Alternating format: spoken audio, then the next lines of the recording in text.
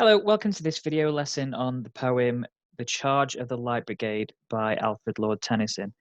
I'm going to start off by working through some background information about the poem, then I'll read it, then make sure that we understand it to pick out the smaller details about what it's actually about, and then finally analysing the themes. To start off with then, The Charge of the Light Brigade was written by Alfred Lord Tennyson in 1854. Tennyson was an extremely famous poet from the Victorian period. He was actually poet laureate, which means the country's official poet, in between 1850 and 1892. Now, Tennyson was inspired by something which happened during the Crimean War. You don't need to know too much about that at all. It's just basically that it was fought mostly in Russia, or what used to be Russia anyway, and it was the Russian Empire against an alliance of Britain, France, the Ottoman Empire, and Sardinia.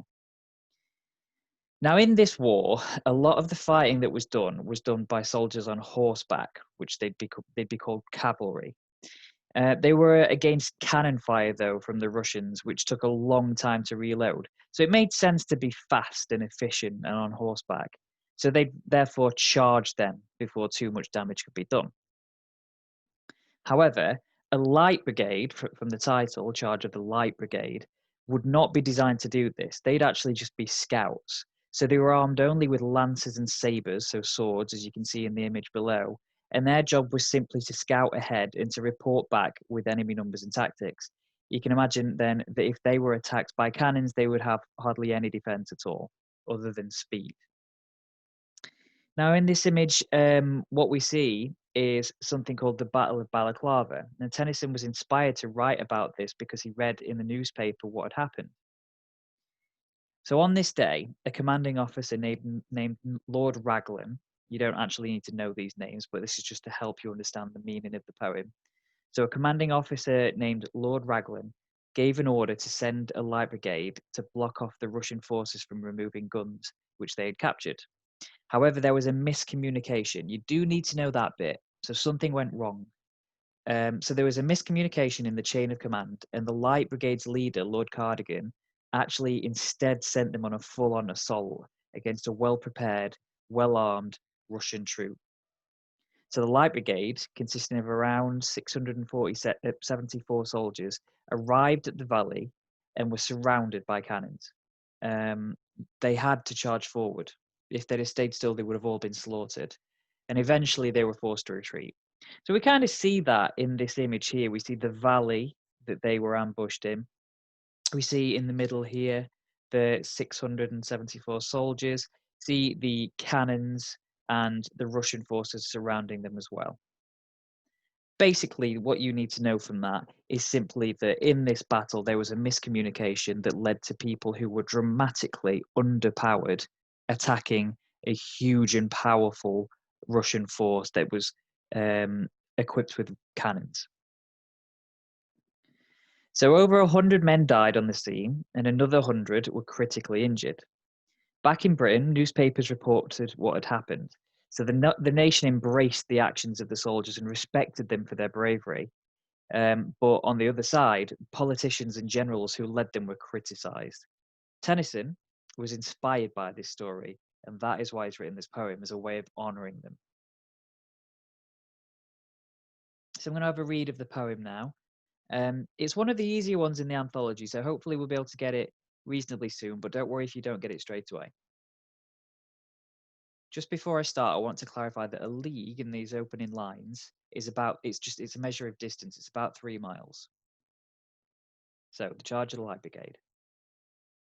Half a league, half a league, half a league onward. All in the valley of death rode the 600. Forward the Light Brigade, charge for the guns, he said.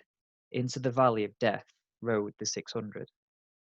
Forward the Light Brigade! Was there a man dismayed? Not though the soldier knew someone had blundered. Theirs not to make reply, theirs not to reason why, theirs but to do and die. Into the valley of death rode the 600. Cannon to the right of them, cannon to the left of them, cannon in front of them, volleyed and thundered, stormed at with shot and shell. Boldly they rode and well into the jaws of death, Into the mouth of hell rode the 600. Flashed all their sabres bare, flashed as they turned in air, sabring the gunners there, charging an army, while all the world wondered. Plunged in the battery smoke, right through the line they broke. Cossack and Russian reeled from the sabre stroke, shattered and sundered. Then they rode back, but not the 600. Cannon to the right of them, cannon to the left of them, cannon behind them, volleyed and thundered. Stormed out with shot and shell, while horse and hero fell. They that had fought so well came through the jaws of death, back from the mouth of hell, all that was left of them, left of 600. When can their glory fade? Oh, the wild charge they made! All the world wondered. Honour the charge they made. Honour the Light Brigade. Noble 600. So I imagine from that we get a sense that this is clearly about paying respect. It's about sacrifice. It's about the events of the Battle of Balaclava, the Light Brigade charging, being hopelessly outgunned, and then having to retreat. But let's break it down a little bit, just so we're making sure that we understand each stanza and the role that it has within the poem itself.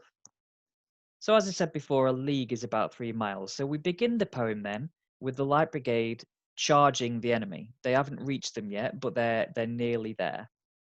Now it's interesting, half a league, half a league, half a league onward. When you read the poem, you get this sense of rhythm, this beat, and that creates the impression that it's almost like the horses, the galloping, the rhythm of the galloping of the horses. Another reason for it is because this poem is a ballad, so it's supposed to be a story, like a narration, and it's supposed to progress throughout the poem and have a rhythm to it, like it can be said aloud or even sung.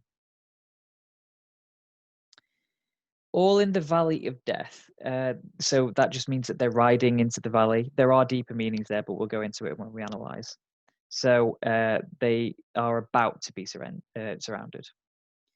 This bit here, you'll see the quotation marks. Tennyson is quoting Lord Cardigan, the leader of the Light Brigade. So that's all that the first stanza is, that they're approaching this valley. They're nearly there. They're about to charge. Then in the second stanza, forward the Light Brigade, was there a man dismayed, not though the soldier knew someone had blundered. So here it's a reference to the mistake that had happened. None of the soldiers who were charging though seem to be discouraged. That's come from dismayed. They all are charging forward despite how heavily outgunned they are. So this is kind of Tennyson's way of commenting on the soldiers himself. His opinion is clear by saying that he thinks none of them even fought twice. Then we have this section. So these lines, obviously you'll notice, are very similar to each other at the beginning. That's called anaphora. And they deal with the duties of the soldiers.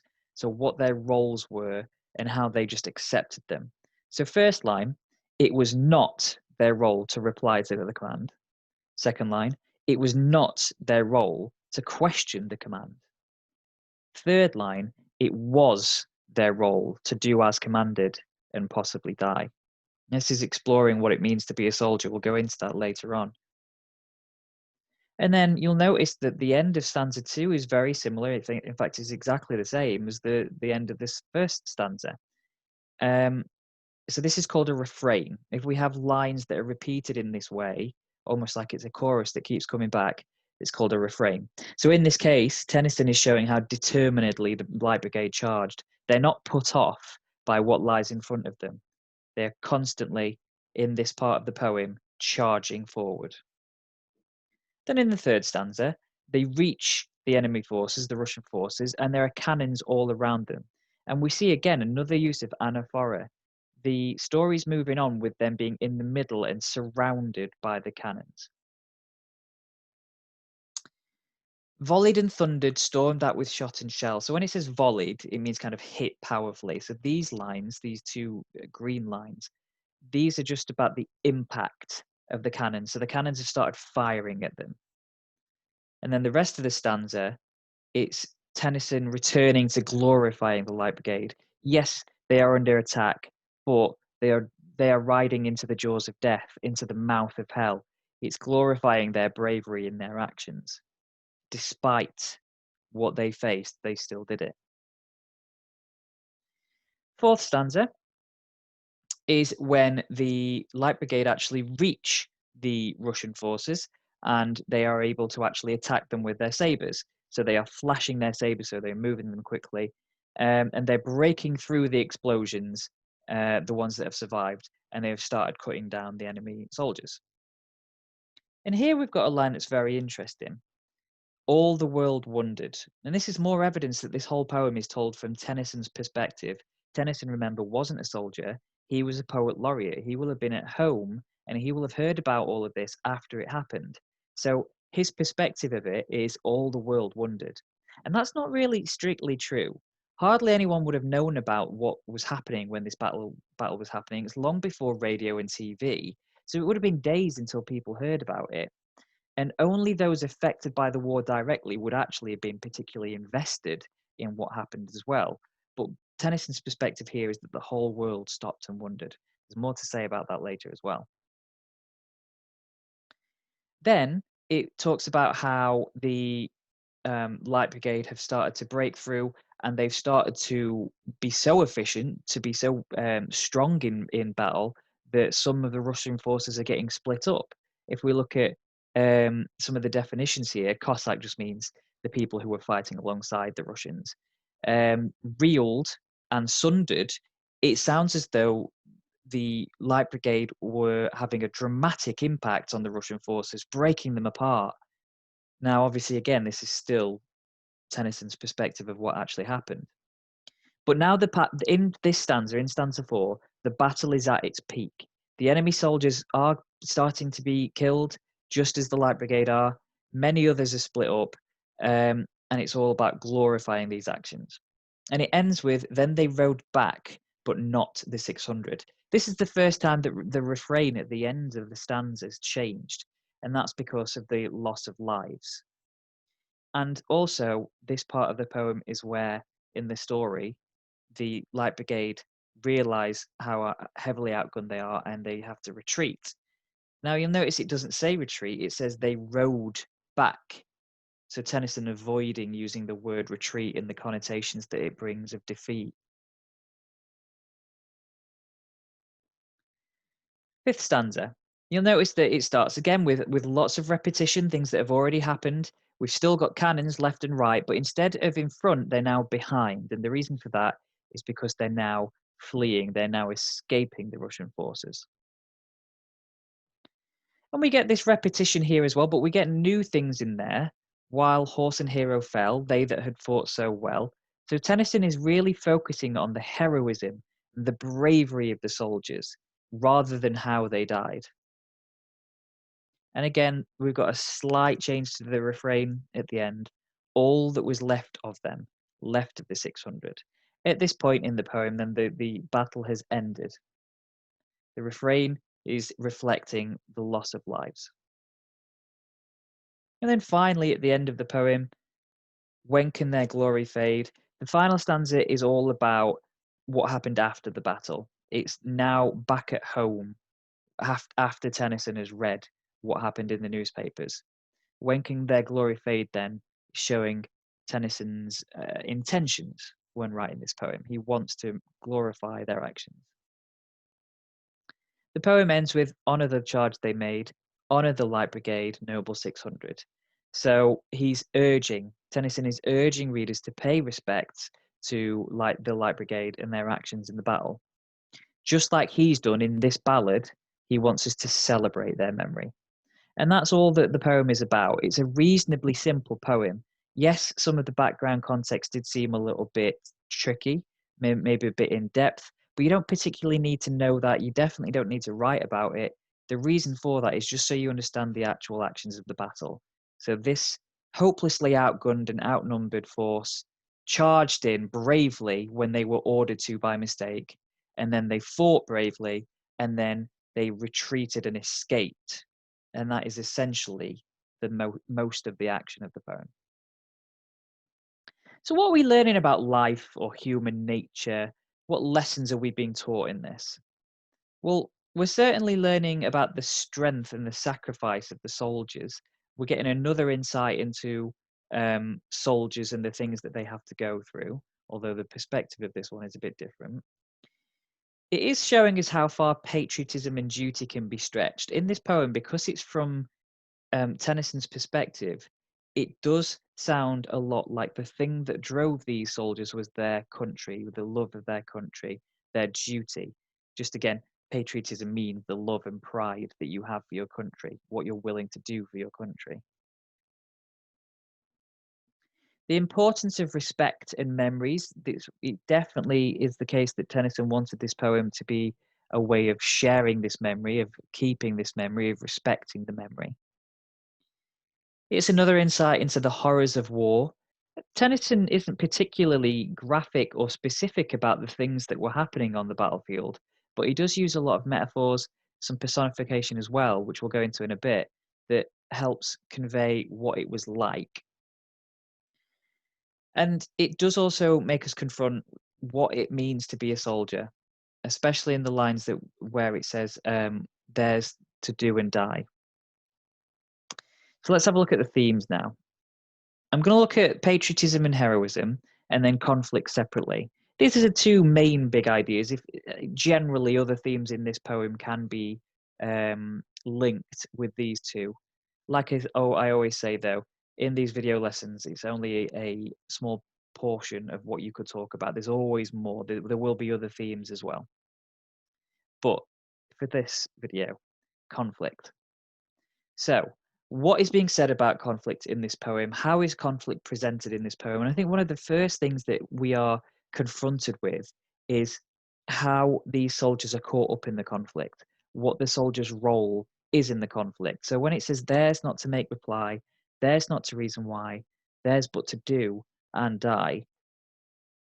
First of all, we've got the anaphora, theirs not, theirs not, theirs but. So because we've got the successive lines that begin in the same way, that makes it anaphora. And the effect of that is it highlights how many soldiers there were.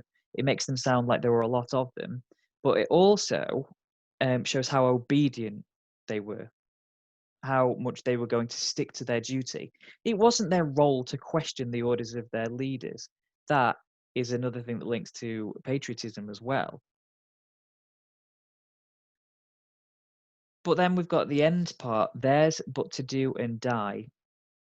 The alliteration of the final line in do and die, followed by the end stop at the end of the line, which makes us pause, it helps convey how simple their duty is. That's it. It's to do and die. It's to fight for their country. And that outlines the tragedy of war and the senseless loss of life that it brings. That is what their lives ultimately have come to. They will do as commanded and they will die. Next, we've got the section where they actually get closer and the cannons start to surround them.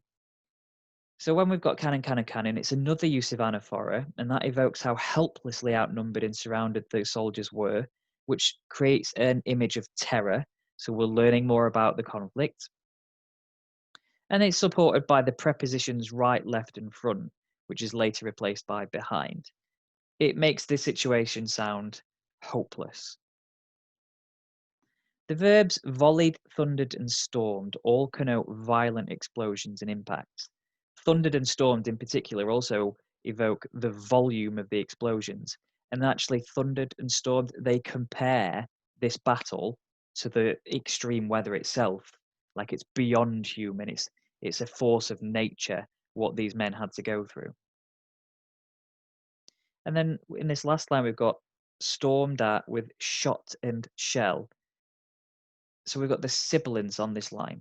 Sibilance is like alliteration, but it's with the s or sh sounds. And what that's doing is it's emphasizing the sound of the cannon fire, the shells traveling before they explode.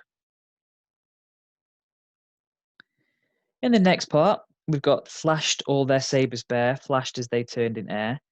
This verb implies speed, as though their swords were moving so quickly that they could be barely be seen.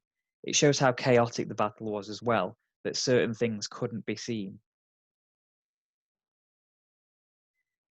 Now, the last two lines in this part, charging an army while all the world wondered, they contrast against each other. Charging an army while all the world wondered. So while these soldiers are charging an army, something that in itself sounds impossible and brave, the rest of the world is looking on in safety and is wondering what would happen. We've already talked about how this probably wasn't the case, but the way that Tennyson has presented these lines does seem to highlight the sacrifice that the soldiers make for civilians, how everyone else is safe where these men were in extreme peril. And then finally for conflict, this this part here in the poem, plunged in the battery smoke. Just before we move on, when it says battery smoke, that just means the smoke that's created by the fire from the cannons. They would come from the cannons. So plunged in the battery smoke right through the line they broke. The verb plunged implies speed and force, demonstrating the complete lack of fear the soldiers had. It's a verb that's used in bayonet charge as well. This idea that they forcefully continue forward because there's little choice, they have to. And then later, Cossack and Russian reeled from the sabre stroke, shattered and sundered. The verb reeled indicates that the enemies were forced back by this attack. But ultimately, we know that the charge failed and resulted in many deaths. So, despite Tennyson's presentation here that the fighting of the Light Brigade was successful and powerful and strong, we know that it isn't necessarily the case. And this is showing us that Tennyson's perspective of this conflict was that they were glorious in it. And then we've finally got, again, sibilants, sabre stroke, shattered and sundered. So this time, I think the sibilants reflects the strokes, the movement of the swords. Ultimately, then, when it comes to conflict, we see that Tennyson had a very unique idea of what conflict was, even though he does highlight to us how terrible it was, how chaotic it was, how dangerous it was. A lot of the time, he's using conflict as a way of saying how incredible the soldiers themselves were. And that ties in with a lot of ideas about patriotism and heroism. Patriotism meaning love and pride for your country, with the things that you would do for your country. Heroism meaning sacrifice, being a hero, doing the right thing. So forward the Light Brigade, charge for the guns, he said. This is very early on in the poem. And you'll notice with the quotation marks, this is from Lord Cardigan. The imperative verbs forward and charge show his leadership and strength, even though we know that this was all part of a big mistake. They still sound strong and powerful. Into the valley of death is repeated all the way through the poem. And that's actually a biblical reference. It basically means the path that must be taken on our journey through life. The death in the valley is a constant reminder that that is where we are heading. That is our end result. Now, in this case, it's kind of ironic because it's no longer metaphorical. It's almost literal. They are in a valley and it is surrounded with death. There are people on both sides that are dying. They're surrounded by it. So referring to them as the 600 in the refrains that happen all the way through the poem, it makes them sound legendary. Also, repeating road the 600 represents how they didn't ever resist. They continued. They didn't let fear overcome them. Again, this is making them sound heroic. Then we've got little snippets throughout the poem. Was there a man dismayed? All the world wondered. Boldly they rode and well, while horse and hero fell. They're all very complimentary. So starting with the first one, this question, was there a man dismayed? Dismayed meaning discouraged, remember. This question implies that none of the Light Brigade felt any desire to disobey their command. None of them were discouraged, but we have to remember that this is how Tennyson saw it, having read about it in the newspaper. It is glorifying the idea that these men did this for their country, when that might not have even been the case. Here we see Tennyson's perspective as being somewhat biased again, All the World Wondered. We've already talked about that, but it does show that he's letting his own patriotism get in the way of realism. Horse and hero fell. We've got the alliteration of horse and hero, and this alliteration ties the two together, horse and hero. The men and the horses fought together, and it makes it sound like they had a powerful bond, and together they acted for their country. Towards the end of the poem, we've got this section as well. They that had fought so well.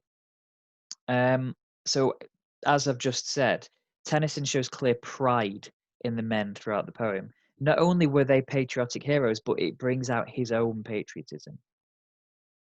Came through the jaws of death, back from the mouth of hell. You might have spotted a link between these. So this is almost personifying death, as though it's like a predator viciously trying to eat up the Light Brigade.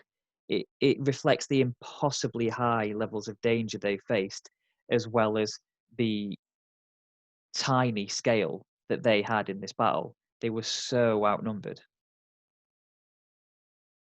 And the refrain changes again, left of the 600 towards the end of the poem.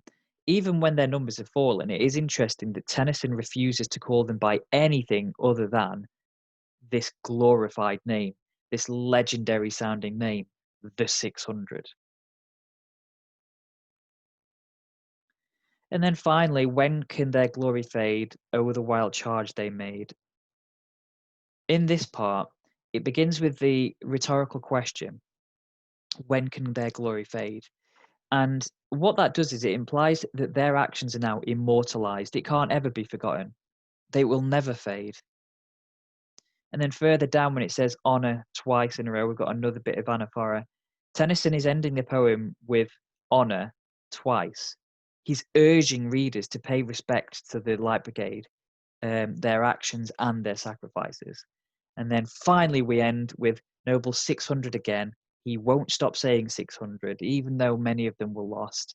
And in particular, the noun, the adjective, it's supposed to be in this case, the adjective noble is associated with having high morals, being in the right. And that indicates how Tennyson saw them as heroes against villains, which is not always the case in war. There's not always a good side and a bad side. It's not always that simple. But in this poem, calling them the noble 600 makes it seem that way. Just remember, that is a typo. That is supposed to say adjective. Okay, so reasonably accessible poem, quite a bit easier than some others. But if you think that you need a bit more help, there's lots of help out there. You've got the English Revision Drive, which has got the guides on it. You've got your teachers who are experts, and then obviously lots of other useful websites as well. Thank you for listening. I hope it's been useful.